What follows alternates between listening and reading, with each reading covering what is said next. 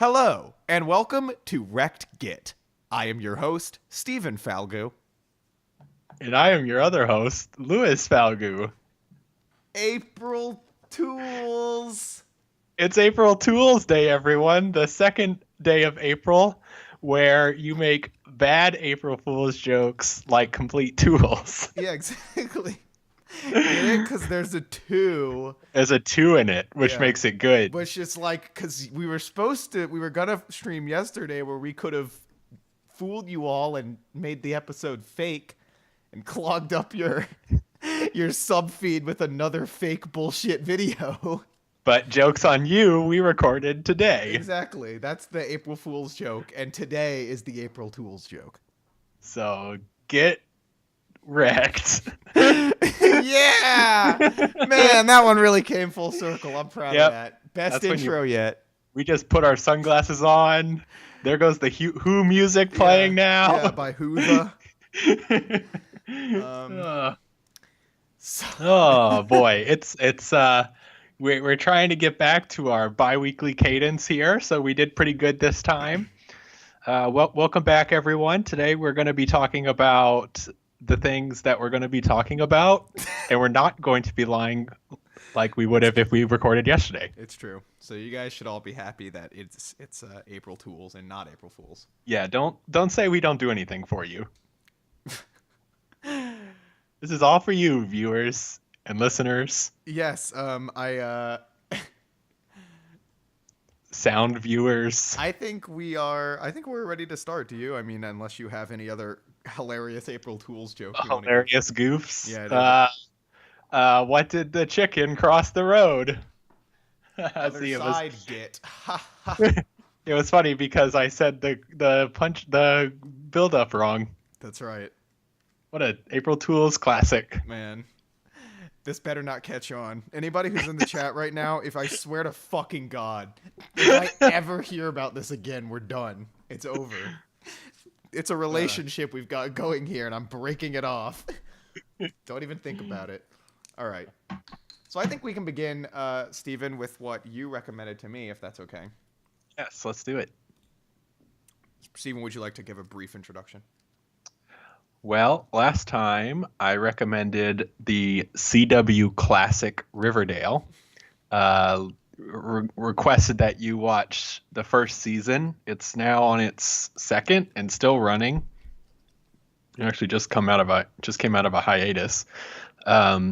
This is a show that was originally pitched, I believe, as a film, but then got converted to a TV series, and it is a teen melodrama centered around the characters of the Archie comics.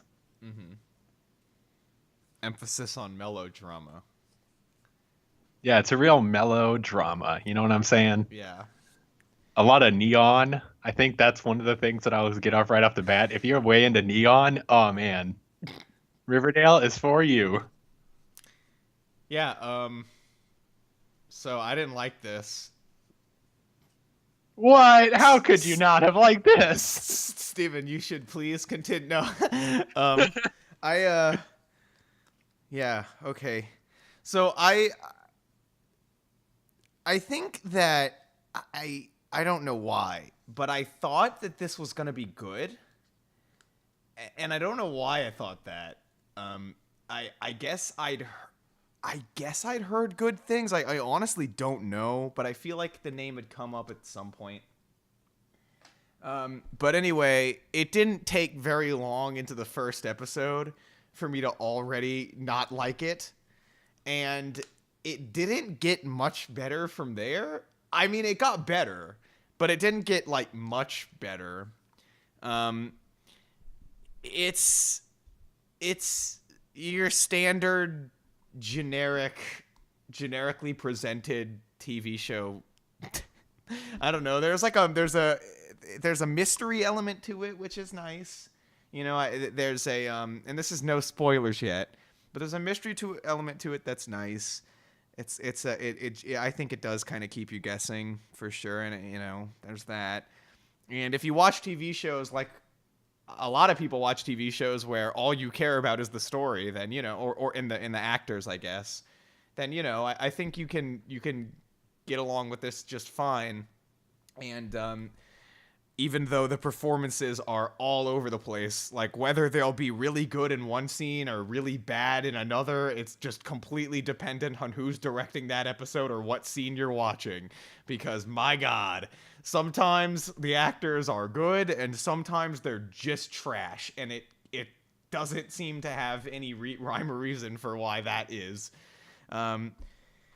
And also, I mean, I don't know, like most TV shows, or live action TV shows, I guess I should say, there isn't much thought put into the presentation, unlike in a movie where there's a ton of thought put into the cinematography, into the tone, into the stylistic choices. There's a lot more thought put into that. In a TV show, it's really not.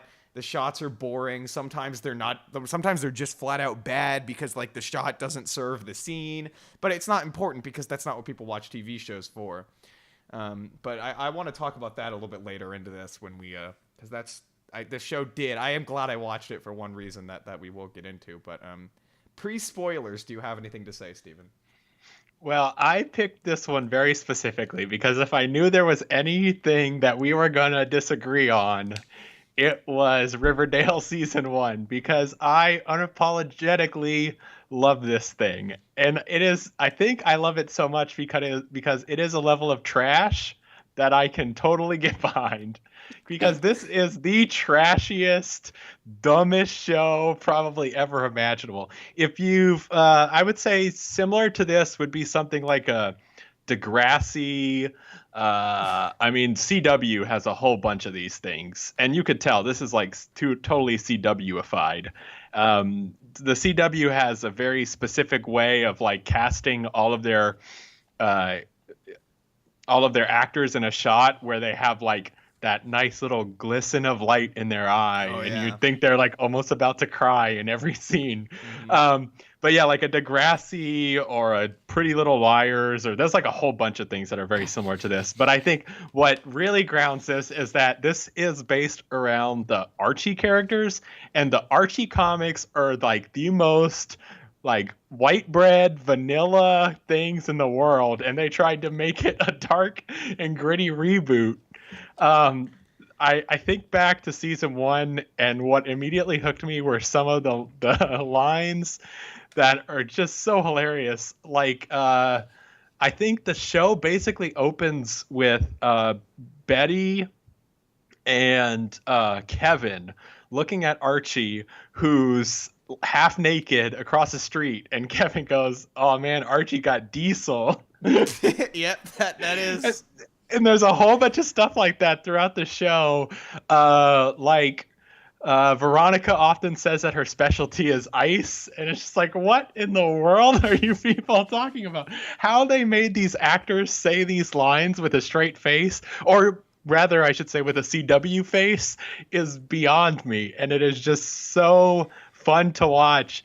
I think minute to minute, and as you go through the story and the mystery evolves, and these characters put themselves in more just crazy situations that like really don't make any sense to real life, the show devolves into this, like, as I mentioned, this trashy mess that is just so funny to see, especially as I mentioned how they try to relate the Archie characters to these things. It's just so wonderful. Okay, that is a really fascinating take, and I'm kind of floored by that, because I didn't see this as that at all.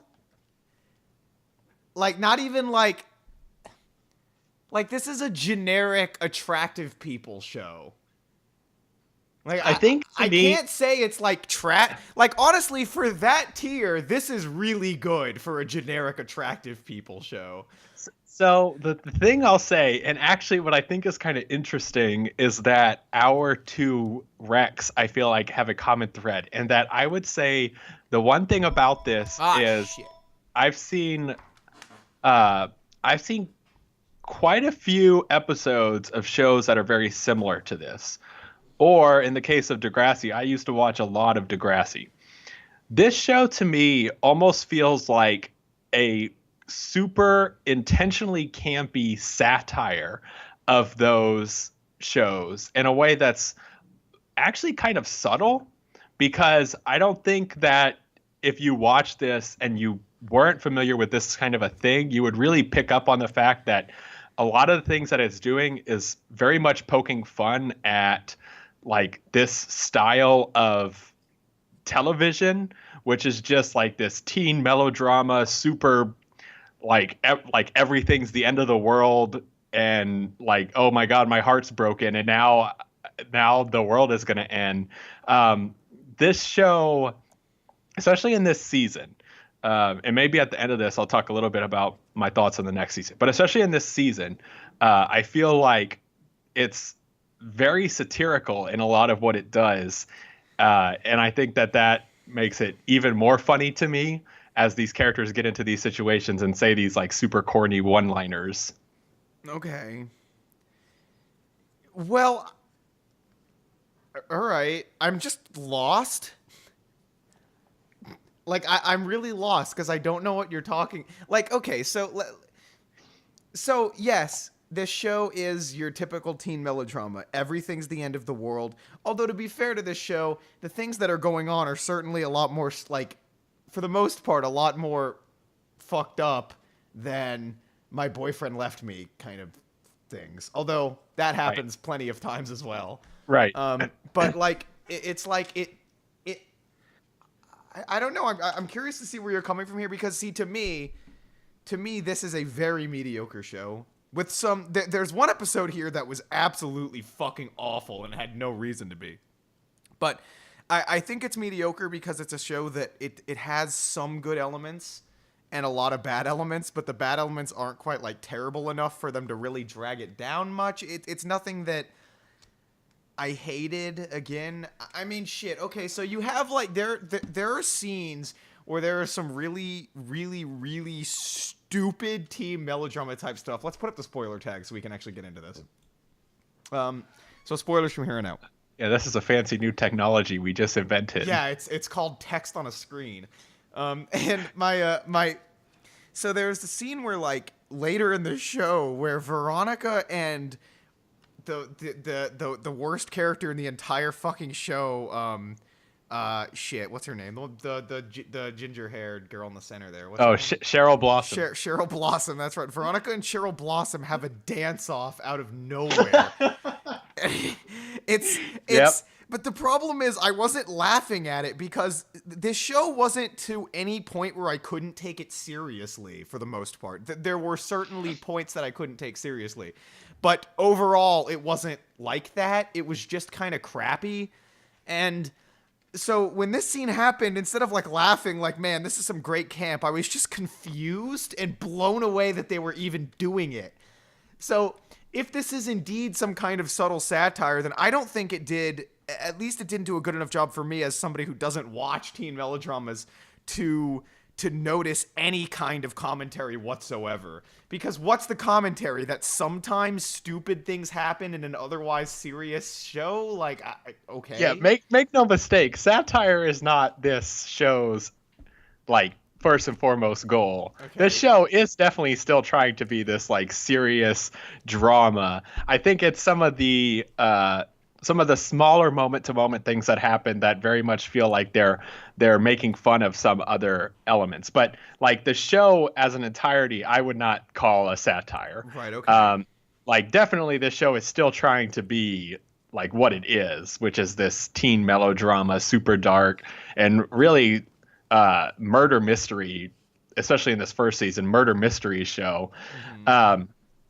The other thing that I would mention about this is like this I would definitely classify as guilty pleasure for me. Like I definitely understand that this show has faults and its faults are plenty. The acting is not often great at all. In fact, a lot of the times the acting is pretty atrocious. Some of the line delivery especially can just be really terrible, and some of the writing too. Although I would say this season I felt like the overarching concept of the season, right, what they're trying to get to, I guess we're in spoiler territory here. Yes. So but I don't know if I need to call it out, but what they're like trying to solve, which is the murder of Jason Blossom, Cheryl Blossom's brother. I felt like that overarching season thread was written well. Yeah. I do feel like uncovering that mystery was fun to do along with the characters, but the actual like individual character writing is just not good at all. Yeah, no.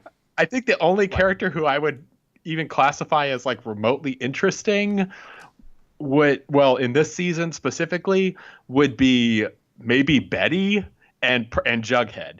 And Betty, I only say because she like goes into this weird dark Betty thing in one of the episodes out of nowhere where she has like this evil side where she starts drowning dudes and stuff. Well, she has an evil side that's explored extremely infrequently and very quickly. Yes, very quickly, and it's never actually resolved. It's as if, and I don't think it's that they were waiting to resolve it for another season. I genuinely think the writers just sometimes remembered that this was a thing that she did.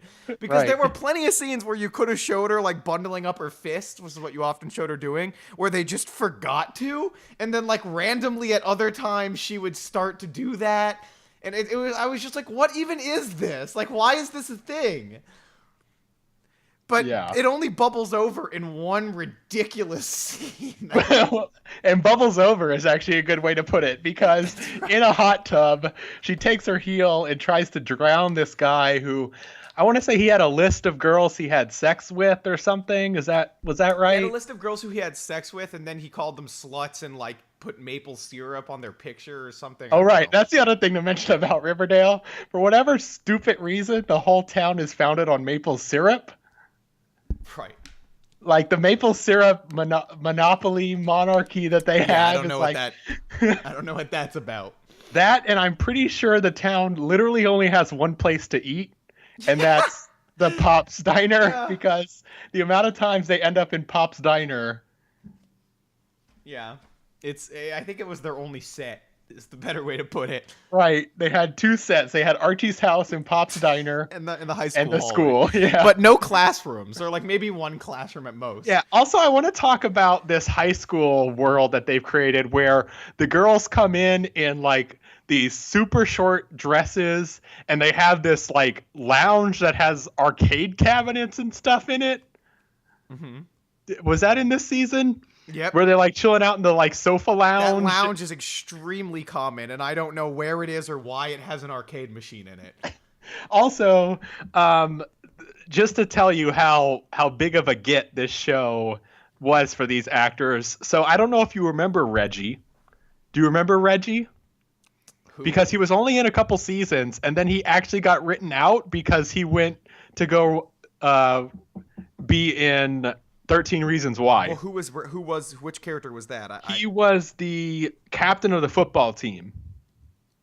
Yeah. And in the beginning, he like was like making fun of Jughead for like, oh, I bet you killed the dude because you're a loner. Yep, I remember him. Yeah. Yep. So he was only in a couple episodes and got written out because he went to record 13 Reasons Why, and the writers didn't even care to write him out. They just kind of pretended like he didn't exist anymore. Yeah. Although, to be fair, he wasn't a very big presence in the show at all to begin with. But where I was going with that is in season 2, he comes back, a different actor plays him, and they make no mention of it. Oh my god. Which I really enjoy. So as you can tell, there are a few continuity problems. Again, I'm still, you're not making me see the show the way you see it. I think and it's. I guess in a way I can't argue with you necessarily because you like this show almost because you think it's bad. So that's I really fine. do, yeah. But I don't even see, the problem is I don't even think it's bad, like as a whole. I guess in that way we almost do disagree, but I mean not vehemently because I don't care because I didn't like it. I guess it's just like it has a lot of recurring flaws that kind of dip up and go away depending on what area or what setting you're in. Like, let's say you're in a scene where you're in the school. Oh my god, it's gonna be awful. It doesn't even matter what it is. It's gonna be awful. If they're in the school, if they're in the cafeteria, anything like that, complete trash. But if they're in, like, say it's Archie talking to his dad, or say it's his dad's business, or say it's Veronica, say it's any of their families, really, except for except for fucking Cheryl's. But if it's anybody else's family, it's like it's fine, you know. It's like it's okay, and there's like some character writing that's all right. The characters have some interesting relationships, but like it kind of gets convoluted when it turns out that like everybody's families are connected, and just coincidentally all these friends. It gets a little weird, but regardless, it's like it's got some good. I genuinely like the stuff with Jughead and his dad. Like I genuinely like that subplot that goes on in this season. I don't know about you. Yeah, no, I agree. That's why I think Jughead is probably the most well-written character, especially in this season, because there's actually something there, whereas everyone else is just kind of like, well, my parents suck. Yeah. Well, especially the case of Betty, where her parents are just ridiculous. Like, right. They're like, oh, well, I mean, I wouldn't say just Betty. I mean, everyone's parents, except for maybe Archie's, kind of have this way of being stupidly over the top. Well, I wouldn't say that about Victoria's mom. I would just say that for Betty and Cheryl. I want to get to Cheryl later though, because my God. But I mean, Veronica's mom is like, she's a rich mom who has to excuse her husband's behaviors. I never thought it got absurd. I mean, yeah, but like Betty's mom and especially her dad are just horrible people, and it's like not even and they're not over the top enough for it to be entertaining. It's just dumb. Like her mom's just an idiot in like every way until the end of the season where she starts to kind of not be an idiot, but she's still kind of an idiot. And her dad is just a total asshole, but like not in a realistic way. They're like shutting out her sister for like a weird reason that isn't ever completely explained. It's kind of just they're assholes and they feel weird about the Jason thing, so they put her daughter, and she's pregnant also. So that, and like what, with an incest baby? God, yeah, doesn't it turn out like they're cousins? Yeah, they're like third cousins or something, and it's kind of glossed over. There's like one scene where it's made a big deal out of, and then it's not anymore. But yeah. So let's talk about, since we're in spoiler territory, let's talk about what you thought of like the mystery as it evolved and how you thought that it ended up. Yeah, so you see, this is why I don't think this show is bad, because there are so many problems here, and it's such a generic show that, I mean, we're talking like 4 out of 10 territory or lower for this thing. Had it not have handled the mystery so well. Because first of all, the mystery itself is really not that interesting, right? Like, and I like that it's smart about how it handles this, I think, because and I guess this is standard mystery fare, but still, it's done well, where in the beginning, the mystery seems remarkably simple, you know, where it's like, oh, it was her sister, her brother died, her brother drowned or something, that's it. And then by the end of the episode, you see he was shot. So now it's like, okay, well, there's like one culprit here, right? It's like a sister, you know? And it's really not that hard to buy. But like, I like the way that it made it more complicated, and it continued to make it more complicated until almost the very end. I think that was smart. I think it was smart to start it to do that as opposed to make it complicated from the beginning, because I think it made it less predictable. You know, you don't have time for the very beginning of the show to guess who it was, because it's not even given to you as a possibility that it would have been anyone other than them. Right. Or somebody who is like in the forest, but as it goes along, it slowly reveals more, and I honestly do think the mystery was not predictable. I honestly do think that. I mean, I'm not saying you. Yeah, I agree. I'm not saying you couldn't have predicted who did it. In spoilers territory, so we will say that. I mean, it was her dad who actually killed her. I wouldn't say it's complete. I wouldn't say like you couldn't take that guess. I don't think it's hard to guess that her parents had something to do with it.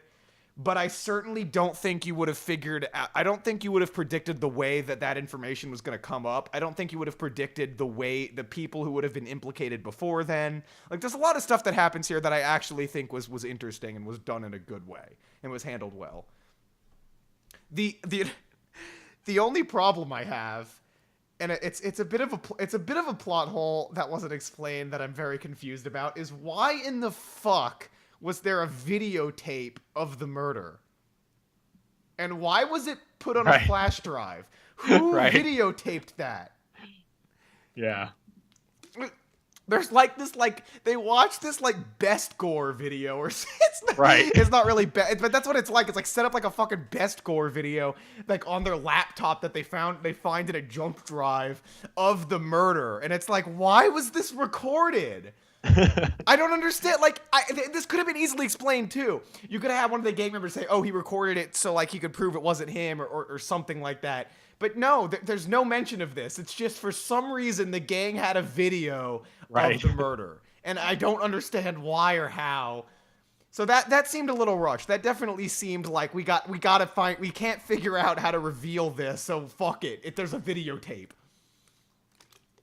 That being said, the episode where they do find the culprit, that entire episode was definitely the best episode of the show. It wasn't great, but it was actually pretty good. Like, there were a few episodes here that I thought were okay, that had better things going on than most of the other episodes, and that were actually kind of all right. But the only episode that really crossed into anything good was, I think, what was it called? It was the 12th episode, the episode before the last. I don't remember the name of it. But that was actually a good episode because it focused strictly on the mystery, and the mystery was the best thing the show had to offer, I think. That and Jughead and his dad were like the two things here that I think were actually pretty great on their own. And the going to capture the culprit, that reveal was done really well. I thought the scene in which they revealed that, so as part of spoilers, like he hung himself in the warehouse where they kept all their maple syrup, but it didn't turn out to actually be maple syrup or whatever. Mm-hmm. And I thought that reveal shot was actually pretty cool. Yeah. Yeah. It was a good episode. Okay, so I think we can put the spoilers flag down. Okay. I would agree with pretty much all of that. I think that's all good. The one thing I want to talk about, and I'm not going to get into any of details of it because I don't really remember any details of it because this is how forgettable. Why was there an episode after that? Because that episode after that was the worst episode. Nothing happened. There was no reason for it to even exist. Okay. Because I couldn't even say that it was setting up the next season because I want to say only maybe the last 5 minutes of it even had anything that kind of moved you to a new season. Yeah, that episode was a total waste of time. I agree. And it's true. It was like there wasn't anything. I thought maybe some of the stuff would be revealed, like some of the stuff with Betty or just something, you know, because that stuff was built up in this season and never explained. But guess what? Nope, nothing. That's it. I mean, God, the ending of the episode before that would have been a fine way to close the season, I think. I think so too. So, but 100%. I want to disagree with you that that's the worst episode of the show because there's an episode here that was the worst episode of the show, and it's just because whoever was directing it was awful. And I looked on IMDb, and it does look like every episode was directed by a different person, which is what I guessed when I saw this episode and couldn't believe how bad it was. So I'm looking here on IMDb just to remember the name. It's episode 9, La Grande Illusion, right? La Grande Illusion, whatever the fuck. I don't know how they want me to pronounce it in Spanish or not. In this episode, it wasn't even necessarily the story. There was a lot of Cheryl. I don't think that helped. I need to keep the spoiler tag up. I'm sorry. Because I do need to say, like, they go, Archie goes, this is the episode where Archie goes with Cheryl and, like, hangs out at her house. Yep. Number one, why did he do that? Oh, no, not why did he do that. Sorry, because I understand why he did that. There was an explanation as to why he did that. The question is, why did this break up his relationship with Veronica? Why did he keep doing it? Why did he keep wanting to go? Why didn't he realize they were I have so many questions, first of all, as to how much of an idiot he was in this episode. Because I'm just like, do you not see what's going on here? It is so blatant. He's in this house where everybody in there is like this gothic, like, over-the-top, like, I'm serious and rich, and we're clearly trying to manipulate you with everything we're saying. And Archie's just like, oh, yeah, this is a good idea. I should keep going here. But it wasn't even that. It was like in this one episode, every single technical aspect of this show just went down the shitter. I mean, the acting was bad, universally in this episode, for no reason. Worse than it ever was. The cinematography was terrible. Like, all the shots were weird. Almost all the shots were weird, and the editing was atrocious. I remember there was an edit, like, while somebody was saying a line. It edited in their line, and you could hear the audio shift between cuts. Like they actually cut the audio. And I was like, how do you even make this mistake? Man, I don't even remember any of the much of the individual aspects of this episode of what was so bad, but it was like everything in this was just god awful. Like, this is the kind of episode where if the whole show were like this, I might have been on your side with I love this by how bad. Like, but again, it was actually just kind of shitty. It wasn't even funny to me, and plus I just didn't understand why it suddenly got so bad. There was no reason for it to have gotten so bad. Can we talk about Cheryl though? Yeah, real quick. Let's talk about Cheryl. I'm gonna keep spoilers up because I guess she's kind of implicated in the broader story here, and we might say something. But I want to say really worst character in the show. I mean, worst main character in the show. There's some other bad stuff that takes place, but she is completely inconsistent. Like, as a character, she has no consistency. There is no logical thread for the ways that she behaves from scene to scene. Like, I thought that Cheryl was the stereotypical mean girl, and then it turns out, oh, I'm damaged, my family hates me. And she is both of those things, but she's both of those things, and she shifts between those two things from scene to scene with absolutely no rhyme or reason. Sometimes she's really nice, and you can tell she's got a soft side. And then other times, she's just this ridiculous archetype portrayed by either a really bad actor, or maybe she just couldn't work with how bad these lines are. Honestly, I don't know. It's one or the other. Because her lines are terrible. Everything she says is stupid. And you never understand why she goes from being this, like, nice girl, this, like, oh, I'm so nice and I have a soft side, to being like, I am like the queen of the school. I am a bully, but also kind of not a bully. I hate everyone. And she'll just go from that. And by the way, I was talking like her. She talks like that. That's how she talks. Get used to it. If you don't like that, get used to it. Yeah, and she has this weird, like, hinted at, almost incestuous relationship with her deceased brother. Yeah. That starts to get pretty, like, even for this show standards, starts to get kind of out there, to where it's like, especially, okay, and I think this goes back to your point, because it's like they never commit to it, right? I think that's a whole bunch of problems with her character, is they just, especially in this season, now I think as the season evolved, like going into the final episodes of this and then moving into the next season, she does kind of have this, like, through line as a character. But during this season, it just as you mentioned, it's hard to plot, like, what Cheryl is even doing. And it's not like, oh, she's so mysterious as a character. Like, what could she be thinking? It's like, what is happening? Yeah, exactly. Your character motivation makes no sense. Yeah. Even like grieving Cheryl, she'll like grieve, and then the next minute she's like, I'm gonna kill you all, and I'm the best. Yeah, you know what? That being said, I think she's hilarious.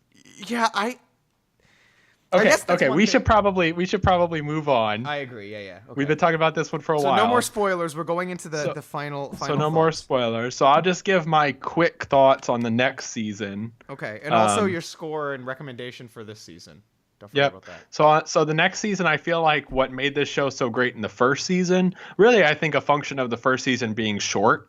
It started in the spring and like ended in the fall, so it was like one of those half season things. It had an overarching thing that the characters were trying to get to, and that was the murder mystery. Now in this next season, they're like at a full season, and you could just tell a lot of episodes are just filler fluff, and so it's gotten much harder to watch, I would say. Okay. But the season hasn't ended, so we'll see as it wraps up. Okay, so my score on this one. On this season, season 1. On season 1, I give season 1 an 8 out of 10, baby. I love this thing. I think it's just this trashy, wonderful. Because it's not really that long either. I think it's 12, 13 episodes. 13, yeah. And they're like 45-minute episodes. So if you want just like some real camp, this is it. So you recommend it if you want camp? If you want camp, or if you like the Archie characters, definitely check this thing out.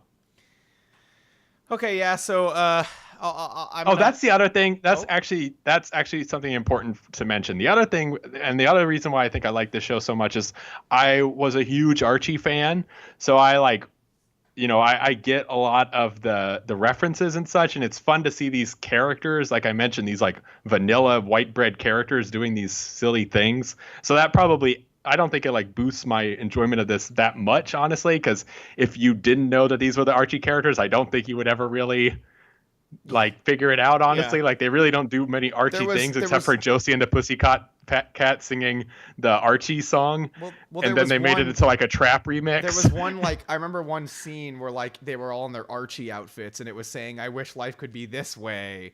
Right, Although yeah, it yeah. wasn't saying anything, it wasn't actually saying anything like it wasn't giving any interesting commentary or anything. It was just kind of glossed over, but I did notice that.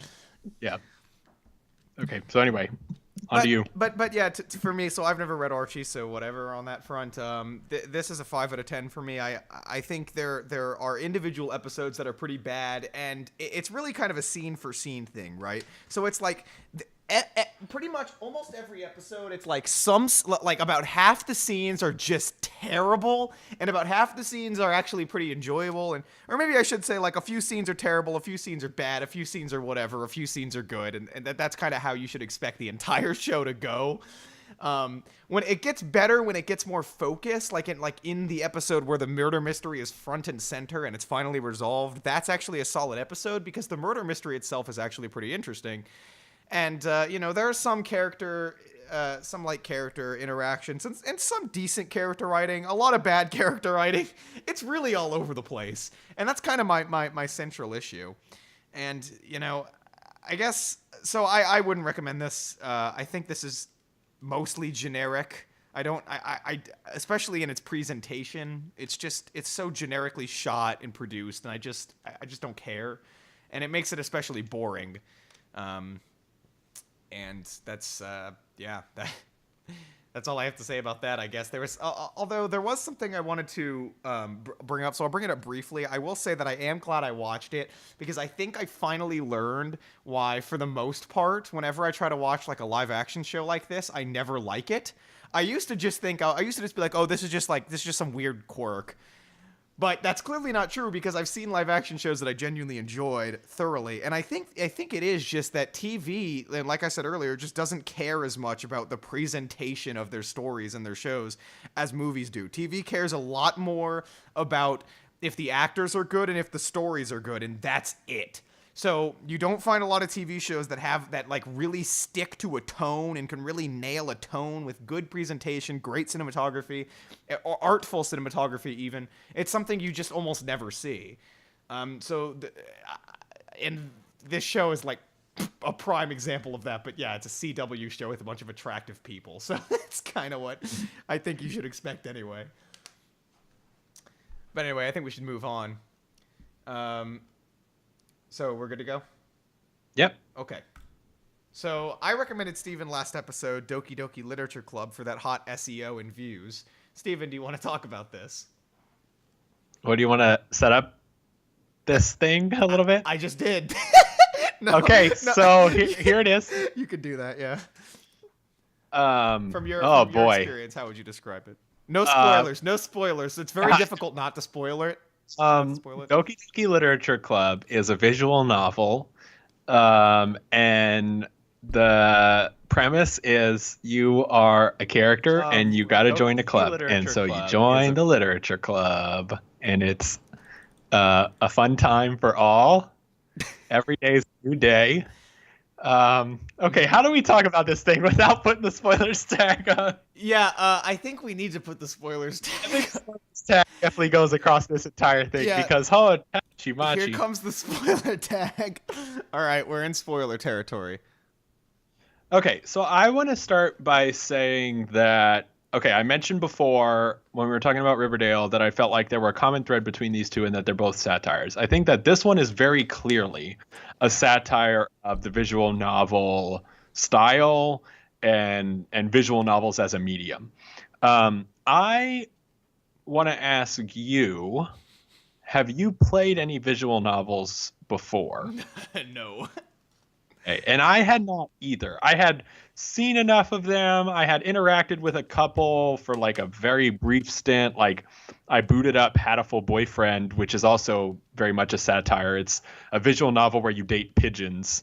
Um, so I, what I'll say about this though is that this is so smart in its satire that I would not say you actually would have had to even interact with the medium before Yeah. to really understand what this is going for. I think the brilliant thing about the way that this game does that is that this game sets you up very slowly. Right? For the first portion of this game, you very much are playing a visual novel. The game really doesn't get into its hook until about so the core way the game works is you basically are just reading dialogue interactions between the characters, and then at the end of the day, you are writing a poem to bring back to the literature club, and you interact with the poem by selecting the words that you think will most please whichever girl you're trying to basically date. Yeah. And the girl's being Sayori, who's kind of your neighbor, and she's like a little ditzy, Well, but she's been your best friend forever. Yeah. There's Yuri, who's the like quiet, shy, reserved type, who's into like horror novels and such. There's Natsuki. Natsuki, who's like into the quote unquote cute stuff, and then there's Monica, who's like the head of the club. So I would say this game doesn't really pick up into its main hook until the third time. After the third time you do the little poem thing. I want to say something about man, that. So, I don't know if we could classify it that way. I would just say like maybe like an hour and a half, even 2 hours into the game, depending on how slow of a reader you are. yeah. I mean, people you tend to split this up into 3 acts. Like Act 1 is the first time you play through it, Act 2 the second, and Act 3 the final bit. So like I would say you don't. Actually, that's not true. I'm forgetting all the stuff. I think, yeah, okay, I'll go with what Steven said, actually. He's right. It begins to subvert probably around like the 3rd or 4th time you do the poem, yeah. So what is the big subversion? Well, it turns out that everyone has a little bit of a dark center, you would say, but not to their own accord. Mainly because one of the characters is trying to kill them all, so that way you spend eternity with her. So as you're creating these poems, you can only choose between Sayori, Yuri, and Natsuki. You can't choose Monica. Well, Monica is like basically... No. That's not actually true. You can choose Monica. You can't choose Sayori. Oh, is it? I don't know what happened, but I know that I definitely hit words where that were meant for Monica, so I think you can. Oh, okay. Well, we should clear up, by the way, that we are talking specifically about the Yuri playthrough, yes, that's because right. that's what I played, so I had him play that. I actually don't know much about the other ones, so that's what we're talking about here. Yeah. So Monica is like kind of tapped into the code and sees the 4th wall and is like trying to get to you as the player to spend eternity with her by basically causing characters to kill themselves. So I would say this game really ramps up when basically, essentially in our playthrough with Yuri, I don't know if this is on all of them, but Sayori hangs herself. It is on all of them. Yeah, that's on all of them. Because she is... depressed? She is depressed. Yeah, see, so Jeremy Talks in the chat is saying you can't write for Monica. I'm pretty sure you can't write for Monica. I thought it was the other 3. Because I did. Okay, well, if it was Sayori, then I thought it was Monica. I don't fucking know. Yeah, I think it might have been Sayori. But Sayori hangs herself because you're clearly going after, in our case, Yuri, and she is actually in love with you, and she starts to show you her feelings, and she feels selfish, and Monica convinces her to hang herself. Then the game really picks up, because then basically you get kicked back to the title screen or the menu screen. And it's all messed up. And on your second playthrough, it becomes much more of a psychological thriller.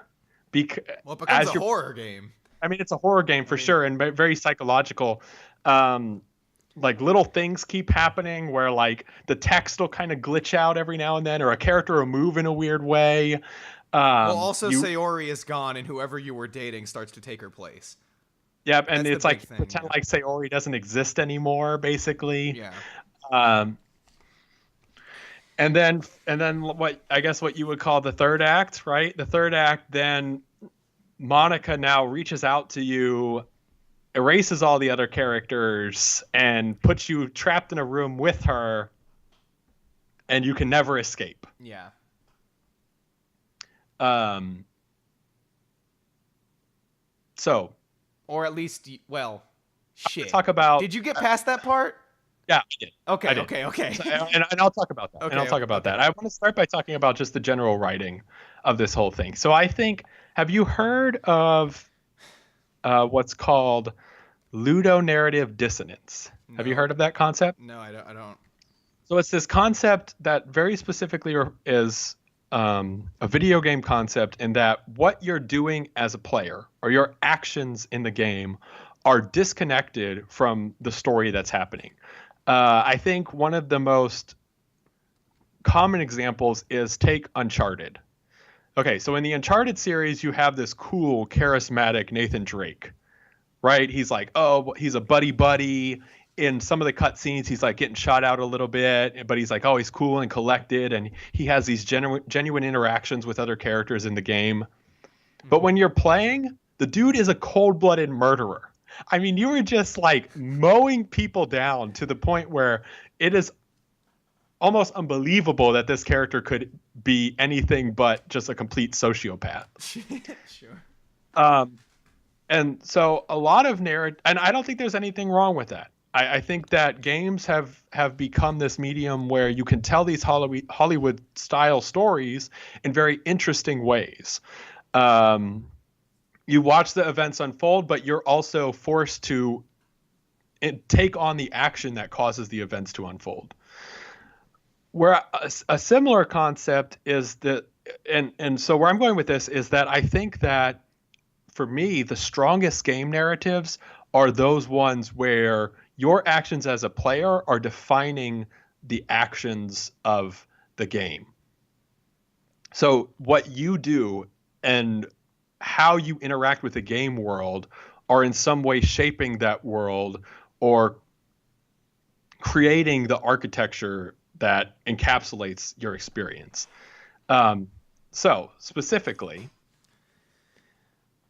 the Monica part. So Monica traps you in a room. Monica erases the characters in your game window. You see like command line code come up, and she like goes into the game directory and erases characters.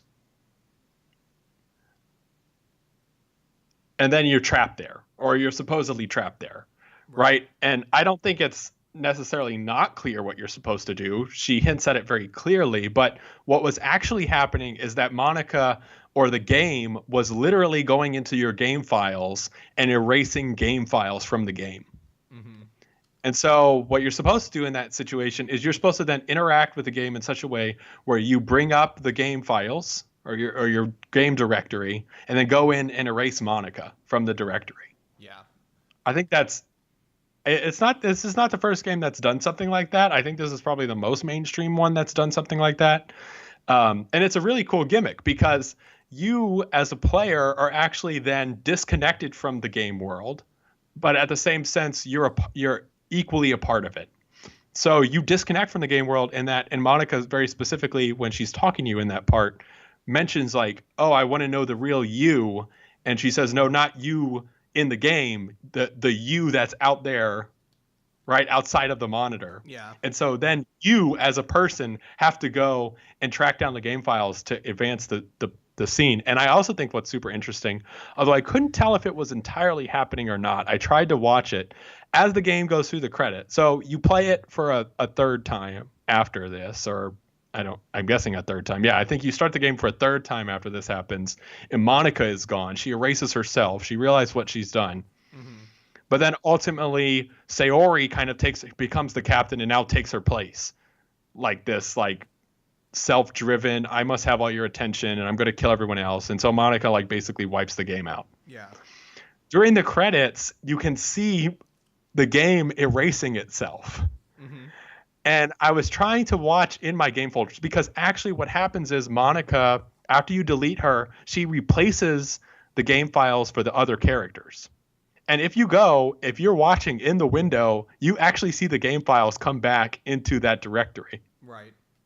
So while she was erasing everything in the credits, I was trying to watch in the game directory if things were being erased, but I couldn't really find the paths that they were talking about. Yeah, so to my understanding, the game files, like the character files, aren't actually game files. They're like... Oh, yeah, obviously. Yeah, obviously. But I mean, like, but they do interact because I know that there is a way, if you boot up the game, having deleted the character files from the beginning, you actually get, like, a Easter egg experience. Like I said, you literally deleted all the characters. So, like, it does interact with the game. But yeah, I really don't think...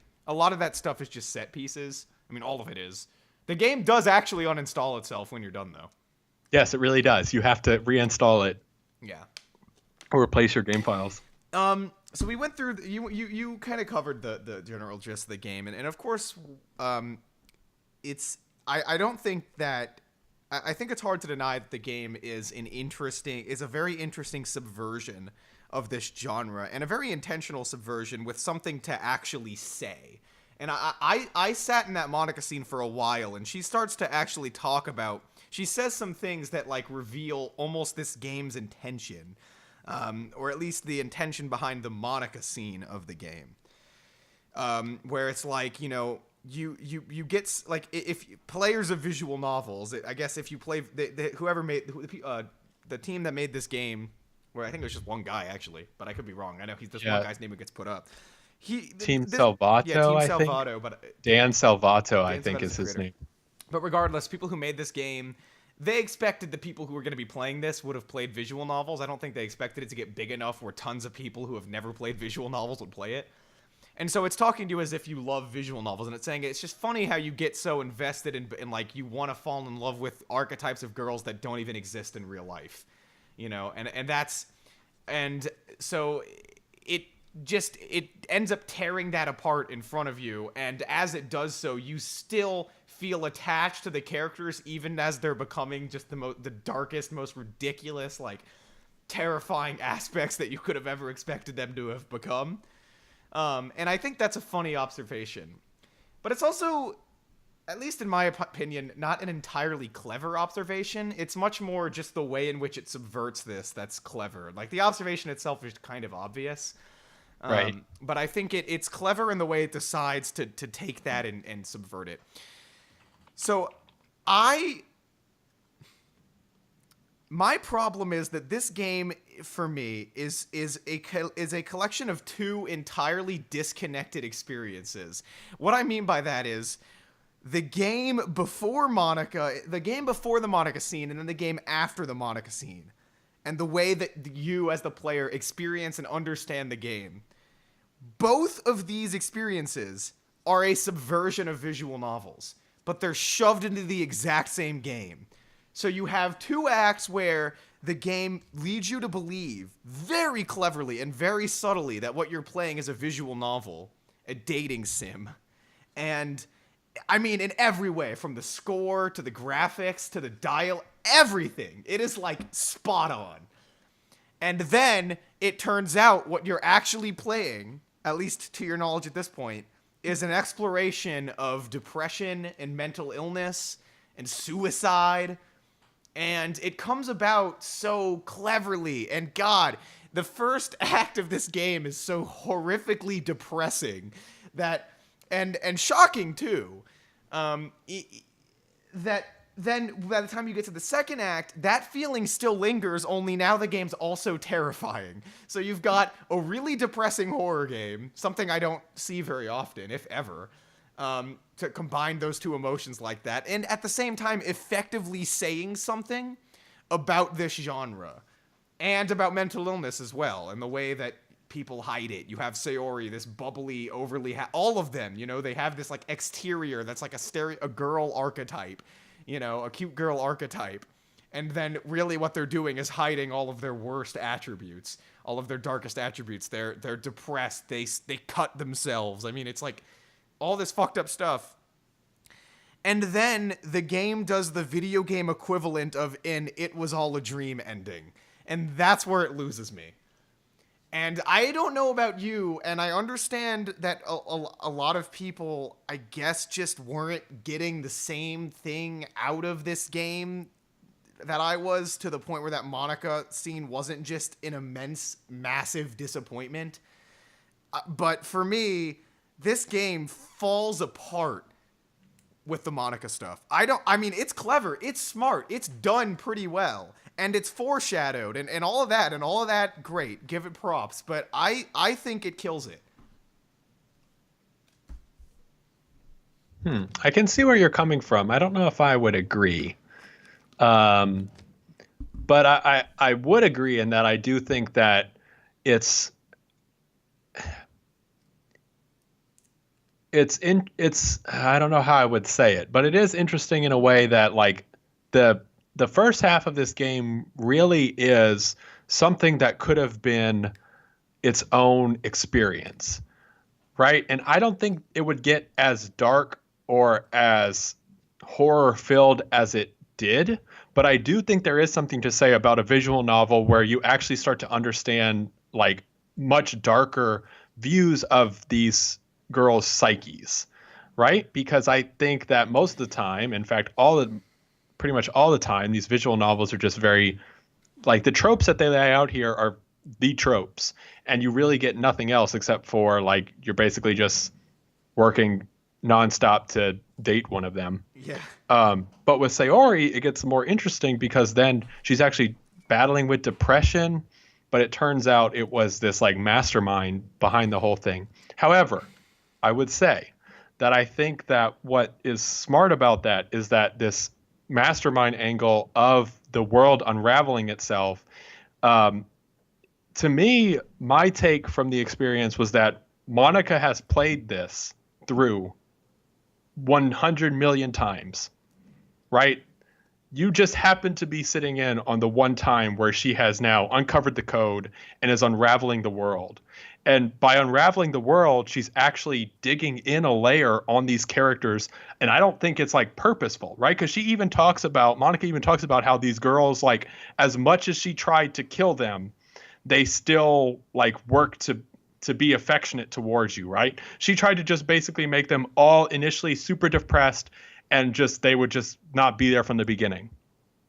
But instead, by coming in on this, like, Monica's finally willing to like unravel the whole world, she's also now uncovered a much more complex version of all these characters. So that's where I think for me that thread worked. But I will say that I do think that it's like, okay, but then when you boot the game back up again and Monica's no longer there and these characters are just the tropes that they always were again, except for Sayori, who like becomes the new president. I think that was the part where I was like, okay, I wish that would have been a little more complex, right? If you're gonna talk about these characters as something that's more than just these visual novel tropes that have these layers that actually are very dark layers of these characters, and Monica like helped them unravel that portion of themselves. When the world comes back to life, I wouldn't have expected it to just be like all good again, basically. Right, but see, that makes sense. I think you kind of misunderstood my point, because I don't see this game as a visual novel that chooses to delve into deeper territory. I still see the first two acts of this game as a subversion and a satire of visual novels. Only a much more clever one, a much more subtle one. A much more interesting one, and one with much more ramifications than just visual novels are dumb.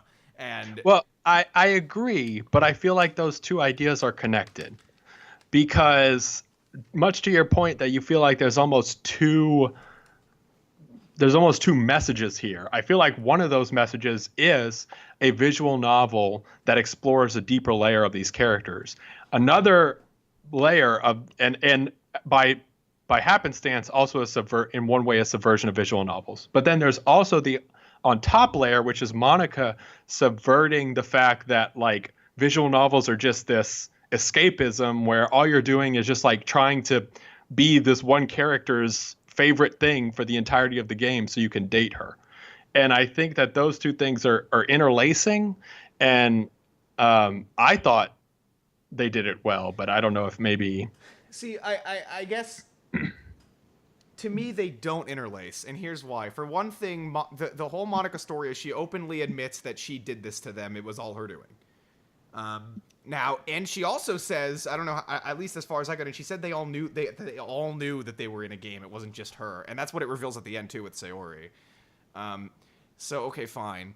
But the issue is that the depression and mental illness angle that I got out of it, and it's a very, very interesting and layered, complex message to take a visual novel, which is your typically it's the same. Let me put it like this: it's the same reason I love BoJack Horseman so much, and it would have been a very similar deal, where it's like you take this genre that is like the pinnacle of just happy-go-lucky genre trope, and you build it up to appear as though that is what you're in for.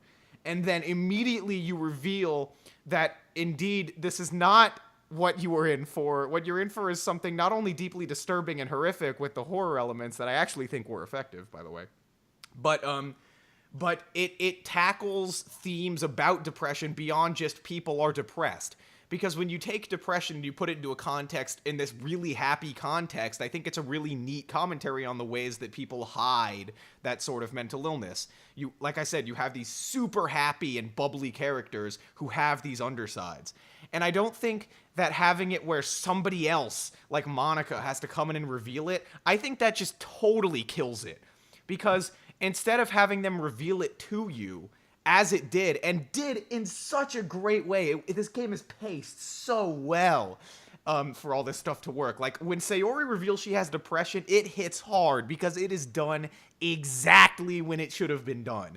Same thing with her hanging herself. And then in the next section with whoever, in our case it was Yuri cutting herself. When you find her in the hallway with, like, her arm all cut up, it's shocking. And it's like, it was so smart about how it was doing all of this. I think the problem is that Dan Salvato or Team Salvato had two ideas of ways to subvert a visual novel and shoved them into the same game. That's what I got out of this. And the problem is that now when I think back to all the stuff from Act 1 and Act 2, it's kind of just soured forever because I know it was all fake. And it just, to me, that just totally ruins some of the thematic elements that this game had going for it for like 2 acts that I thought, honestly, were spectacular. Like, I would be heaping praise on this game if it continued down that path and ended in a similar vein.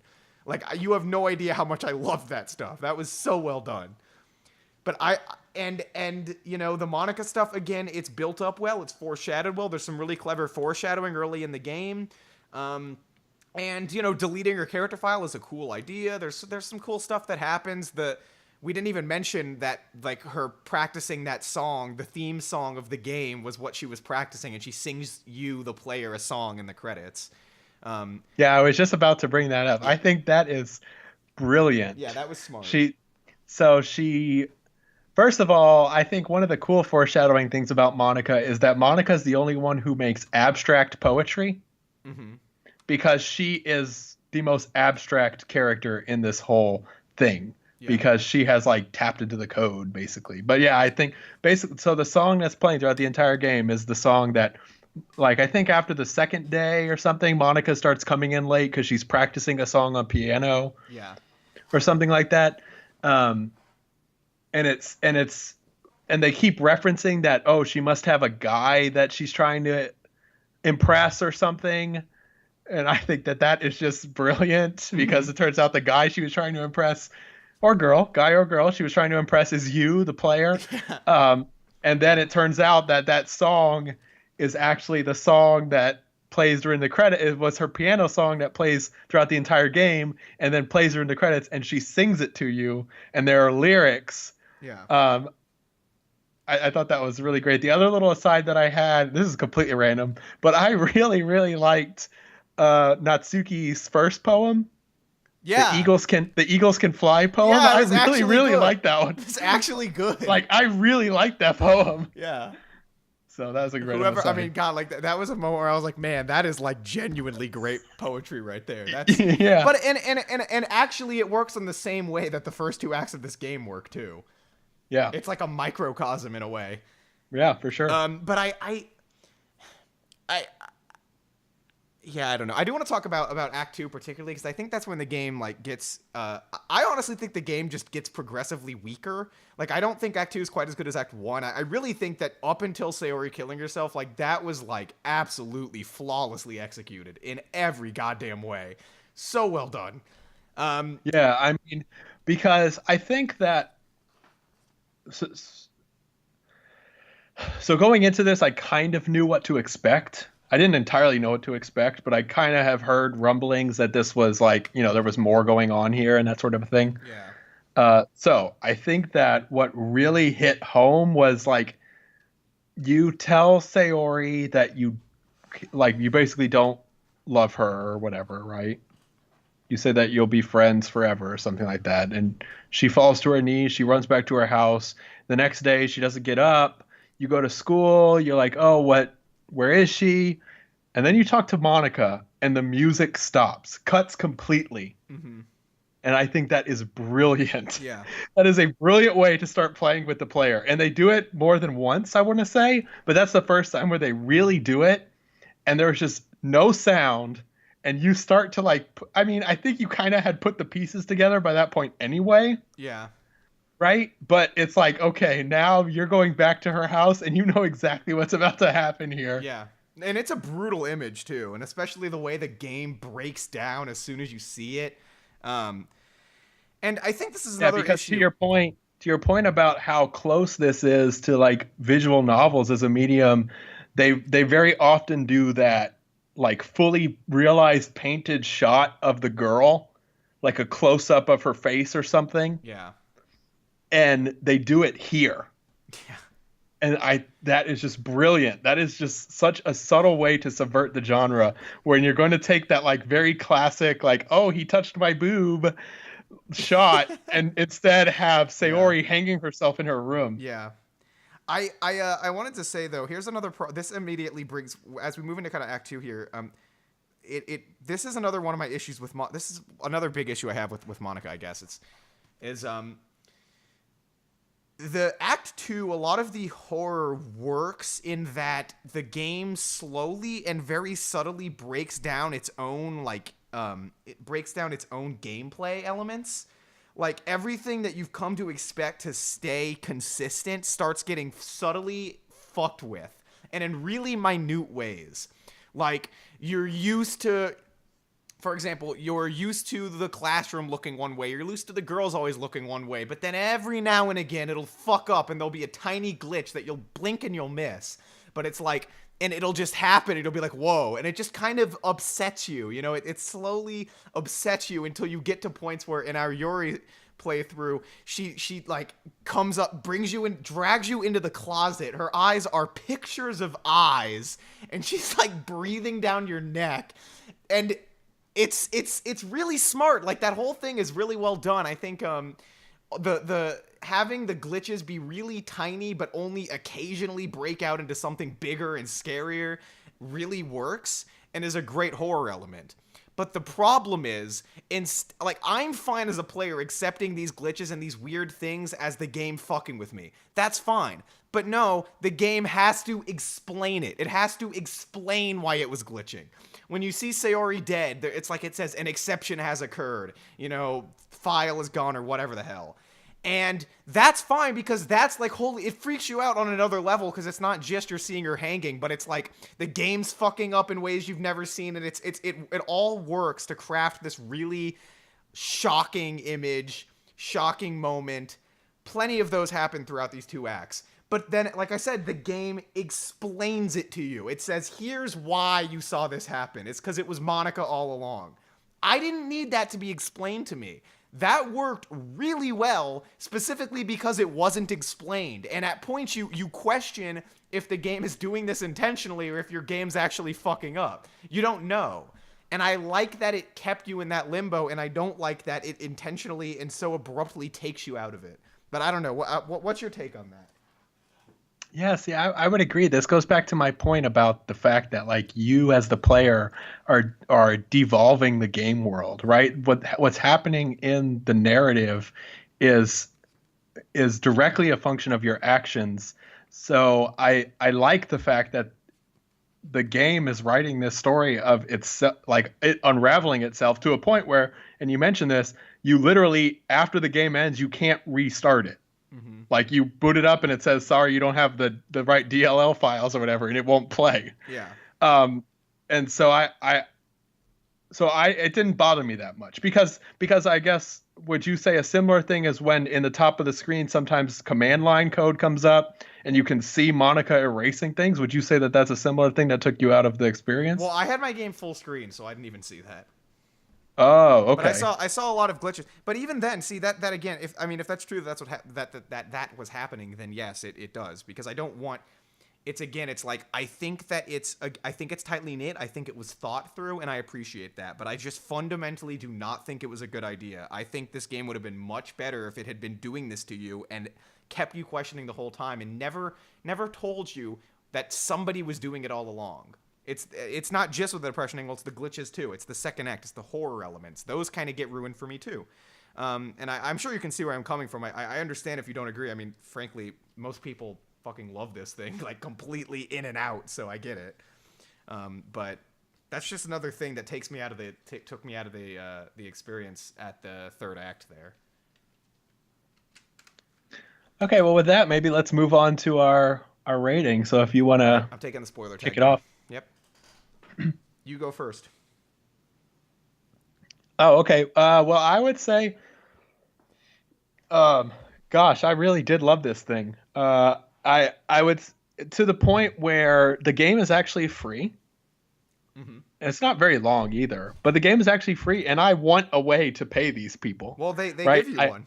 And there is one, so I will probably end up doing that. I think I heard that you can get this on itch.io, and you can donate through itch.io, but there's also like a $10 option on Steam, where it comes with like an art book and such. Yeah. I really enjoyed this thing top to bottom. I think it was a fun ride. I don't know if I would necessarily play it again. Like I'm kind of interested to see how the story progresses if you were to choose a different character, at least the first 2 acts, because I'm assuming the rest of the game is the same. Mm-hmm. But I'm kind of curious. I don't know if I would. So I would give this one probably about a 9. I think to me, its main flaw is that I think that some of the writing is kind of weak, and it's like, on one hand, I realize that some of the writing is weak in a way that's intentional, because most of the writing in this thing is amazing. Like, I think that, as you mentioned, in that first act buildup, even a lot of that second act is just really smart in its subtlety and in the use of the poetry and in the use of the way that the game world kind of devolves. But like, I feel like you as the character, quote unquote, right? I feel like that writing at a lot of points was very odd. Like, and I think this is a function of the medium. I will 100% give it that. But in some sense, it's like, okay, this character that I'm supposed to be, quote unquote, playing for these first 2 acts, their motivation really has no through line. Like, sometimes you're just a total jerk out of nowhere. Yeah. Right. And it's like, why? There's no point. Like, that doesn't progress the narrative here. It's just like the character's just being a jerk. And so some of that, and I think that's probably honestly my main criticism. The other thing I would say, and this actually isn't a fault of the game, but I figured out the gimmick too fast. Like, when you're stuck in the room with Monica. So this doesn't actually impact my review, but I'll just say I figured out the gimmick too fast, because I heard, and you mentioned it, I heard if you actually sit there with her for a while, she does start to like say some pretty interesting things. Yeah. I pretty much figured it out like right away. Oh, yeah. And just cut that shit. Yeah, she does actually. She says a bunch of like genuinely thought-provoking real world type stuff. Yeah. That was neat, I guess. Yeah. You did miss that. So anyway, yeah, I guess I missed that. So maybe I would have to play it at least again to kind of see some of that stuff. But yeah, that's so I give it about a 9, I think. And I would recommend this. I think especially I would recommend this because it's short. I think I took maybe 4-ish hours. I think you said it took maybe you 5-ish. Yeah. So it's free. It's short and it's free. You can't argue with that, I guess. True. Yeah, so I'm torn on the score for this thing. I've been oscillating between a 6 and a 7 since I first played it. Because I would meet you at a 9 if we pretended the Monica stuff didn't happen. If we went Act 1 and 2, oh yeah, 9, definitely. And basically for the same reasons that you said. And like I said, and with the additional reason of I think that its handling of depression and mental illness was extremely interesting and layered and had a real message and something real and genuine to say about it. It wasn't just for shock value. It was really saying something, and it was crafted in such a way where that message was really clear. Well, not necessarily really clear, but just really fascinating. It's something I hadn't seen before, and I really appreciated that.